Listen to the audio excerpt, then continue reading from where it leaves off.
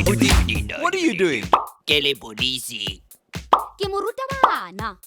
Oh, today we're learning about occupations. Can you guess what Abuti is pretending to be right now? Ke mo ruta bana. Very good. He's pretending to be a teacher.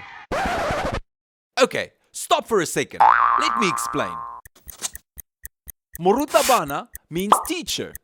And when you want to say, I am a teacher, you can just add ke in front of morutabana. Ke morutabana. Can you guess what Abuti is pretending to be right now? Ke moruti. That's right. He's pretending to be a priest or a pastor. And can you guess what Abuti is pretending to be right now? Ke ngaka. That's right. He's pretending to be a doctor. And what is Abuti pretending to be now? Ke le polisi. That's right. He's pretending to be a policeman.